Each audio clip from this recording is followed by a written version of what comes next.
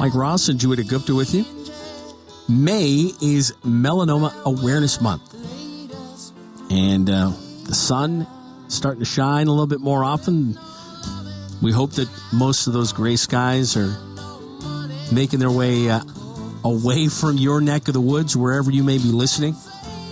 And with that comes the need to be more aware about the importance of prevention and early detection for what is the deadliest form of skin cancer. And the Melanoma Network of Canada, or MNC, is committed to increasing that awareness. In Canada, melanoma is the seventh most commonly diagnosed cancer, with over 68 cases this year alone.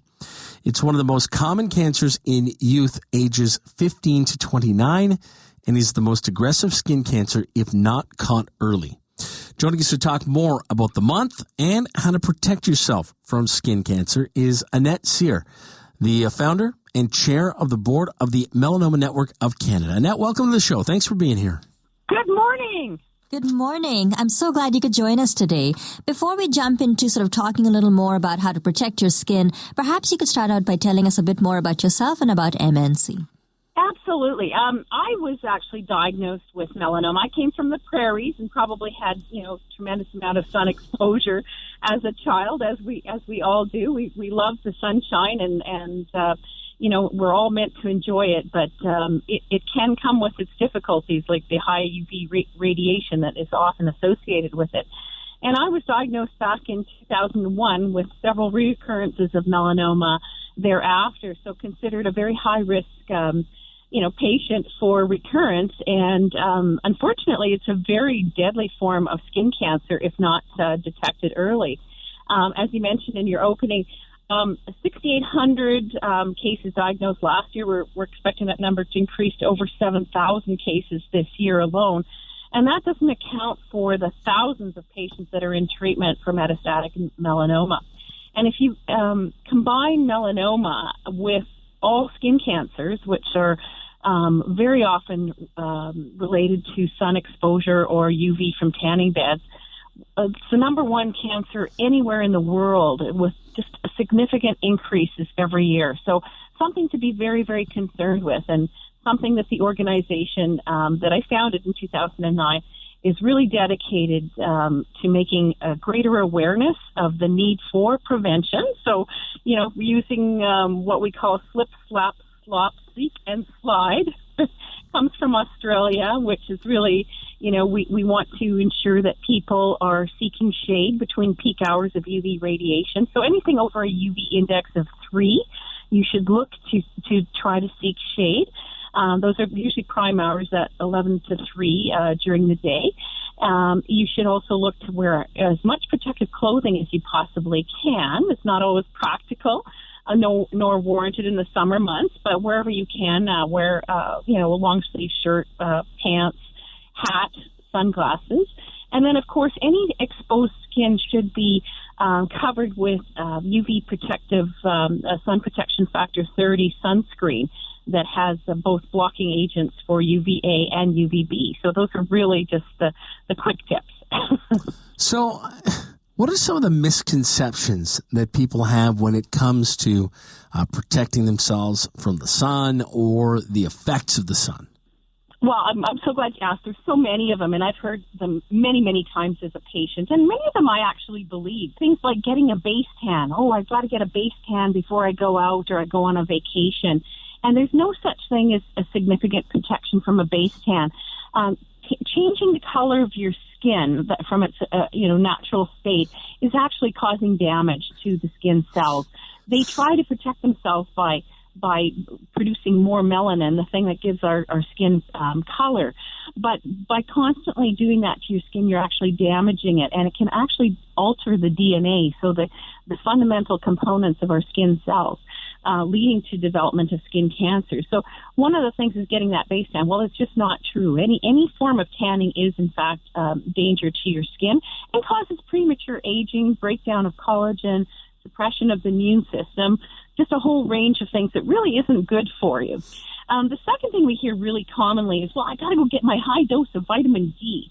Well, actually, your exposure to sun cannot give you sufficient levels of vitamin D. So the best way to get your vitamin D in a harmless fashion is through your diet and through supplements. They're very inexpensive at your drugstore to get vitamin D, and it's actually recommended that most North Americans get about 1,000 international units supplemented daily, because we just don't have enough exposure, and nor can the body produce enough vitamin D just from sun itself. So, another common one is to use a tanning bed as they're safer, and that's absolutely not true. The risk of actually significant amounts of radiation through tanning beds are about 5 to 10 times higher than you would get from normal daytime sun at midday. So tanning beds are known carcinogens, and it's recommended that no one use a tanning bed. Right. Well, I can safely say I've never been to a tanning place ever in my life. So I feel confident that at least I'm doing that right. Yes. Now, this is, of course, Melanoma Awareness Month in May. I'm wondering what you and the MNC is doing to spread the word and spread your message. Well, funnily enough, the increase and the severity of melanoma really steps up in a couple of different areas. Men over 50, there's just an extreme increase in the numbers that we see, and that's because of cumulative sun damage over time. So it really starts showing up in that population. I'm not going to categorize everybody, but I think it's harder in some cases for men to use things like sunscreen or protective clothing and things like that. But it's just what we see are the numbers in the male population really, really significantly higher than some of the female population, and as well the youth because of their exposure. We're seeing so many more people in the 20s and 30s. So what we're trying to suggest people do is not only prevent it, but as much as you can, but also look at your skin. Have a quick look at it. If you can't look at it accurately or you can't see enough, you need to ask a good partner, a friend, a family member, your spouse, whomever, to have a look at your skin on a regular basis and do a thorough check between your toes, bottom of your feet, legs, arms, shoulders, around the hairline, anything like that. We want to look for moles or lesions that might look odd, something that doesn't look like the others. We sometimes call it the ugly duckling. But we also enforce things like the A, B, C, D, E's of melanoma. We want to look for a mole that's not asymmetric. It doesn't match if you folded it over from one side to the other. You're looking for something with a border that might be irregular. A mole that has multiple colors in it. It's not always easy to detect by the human eye, but sometimes melanomas have multiple colors, black, brown, pink, red, blue in it. You're looking also for the diameter. If something's larger than 6 millimeters, it should be checked as well. And as well, one I find is most important is evolving. If it's changing over time, if it's itching, bleeding, oozing, you need to have it checked. And you should be going to your doctor and insisting on being referred to a dermatologist who can really do a thorough check to monitor your moles and make sure that none of them become cancerous. If there is a diagnosis, what are some of the treatments that you're sort of facing? Well, hopefully you won't need treatment, but if it is diagnosed, the first thing, as with all cancers, they'll operate to take it out. So it'll be surgically removed. Sometimes it's just a small excision if it's a early stage melanoma, but if it's advanced, it's gone deeper. Melanoma tends to be like the tip of an iceberg. It doesn't spread so much on the surface of the skin like basal cell carcinoma or squamous cell. It goes deep and it spreads through the lymphatic channels in the blood system. So what the surgeon will often do is just remove some tissue around the area of the melanoma. If they have determined it has spread to other areas of the body, you might need additional treatments, which may include things like interferon, which is a very difficult treatment. Or there are, for patients that have unfortunately encountered a spread in the body to a major organ or elsewhere, we have actually in the last 5 years been at the center of new groundbreaking treatment therapies for cancer, which are called immuno-oncology, immunodrugs.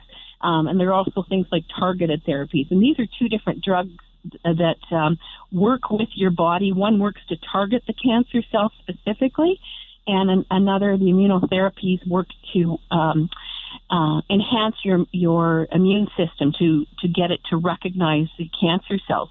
So fortunately for melanoma, which had not had any sort of effective treatment in its whole history, the last 5 years have really proven to be phenomenal breakthrough years for cancer and for melanoma. We've been at sort of the ground zero of all of these new cancer treatments and cancer breakthroughs. So we're seeing some significant progress.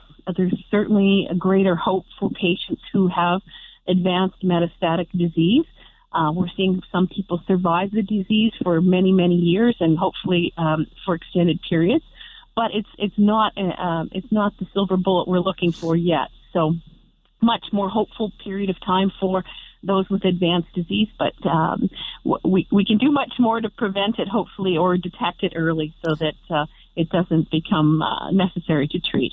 Yeah, absolutely. Because you know what they say, prevention is better than cure. One of the things that I've heard commonly about things like sunscreen is that you should put it on regardless of whether it is a sunny day or if it's cloudy, because you're still exposed to the UV.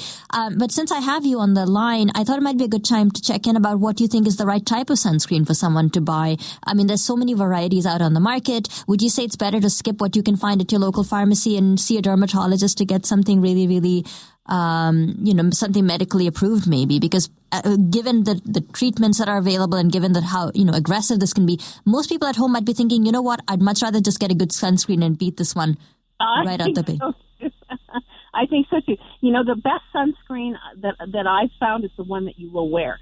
And I think the majority of people wear a lot less sunscreen than they're supposed to.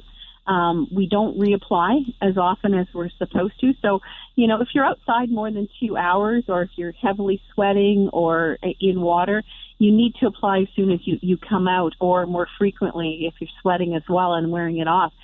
Most of the sunscreens that are on the market right now are approved. Well, in Canada, they have to be approved through Health Canada.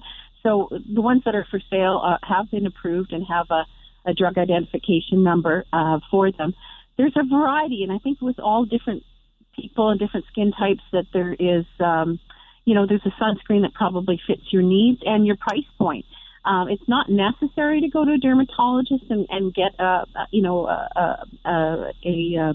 one of their recommended ones, unless you have some sensitivities and some skin issues, then that might be warranted. But for most people, your drugstore brands and well-recognized Neutrogena or L'Oreal products will always be a good buy and a good value. So I just recommend that people load up on it. If you've got it left over from last year, it's probably expired. They do have expiry dates on them. A lot of people surprisingly don't know that. So, if you buy it, you should, if you're wearing it on a regular basis, you're going to go through a couple bottles over a season.